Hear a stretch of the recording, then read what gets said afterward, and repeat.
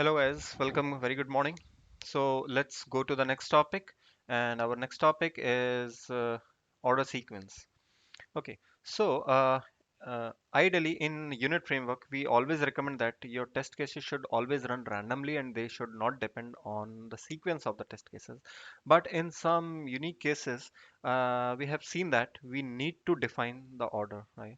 So that's why uh, in this particular session, we will see that how we can run our test cases in a lot of different manner, right? So first of all, let's see the random. We know that. Even if you don't write this particular annotation, the test cases will execute in some random order. So let me run. So let's see the sequence. X, Z, Y. Okay, so let me tell you the test cases first. So I have written three test cases here: test Y, test X, and test Z. Okay, so at the rate order is not required as of now. You can comment it. There is no issue. And I have just printed Y, X, Z. Okay, so there are three test cases and they have been running in random order like X, Z, Y. So first this test case has run this time X, then after that Z and Y. Okay, so this is the order. Two, this one and uh, the first one.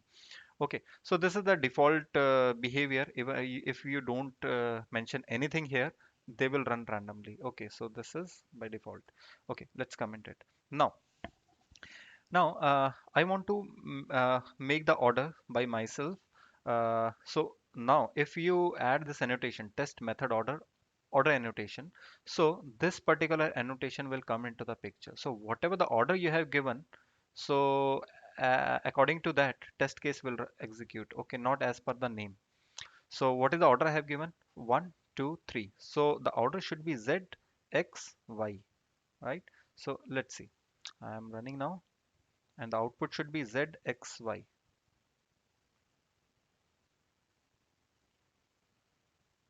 Let's see, Z, X, and Y, right? So because I want to make sure that test Z should run always first, and after that test X, and then test Y. So we can manage the order. Okay, so this is one approach you can use. Another approach is alphanumeric. What do you mean by alphanumeric? As per your name of the test cases, execution will happen. So you can see test Y, X and Z. So X comes before Y. So this will run first X, then after that Y and Z. Okay, so in this case, order will not come into the picture. Even though order I have given here one, but I have annotated it with alphanumeric. So this order will not considered will not come into the picture, and Z will run first. Let's see. I am running, and now they should run alphabetically. Uh, so X, Y, Z. Yes, this is what we want. As per the alphabetic, they should run. So, but now here we can see that this has been deprecated. From the JUnit 6.0, you will not got this option to run. But JUnit has given another option just to make sure we can run the alphanumeric way only. So method name.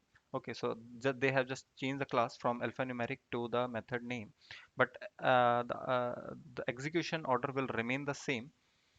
It will be as per the method name. So X will run first, and then Y, and then Z. Let me run.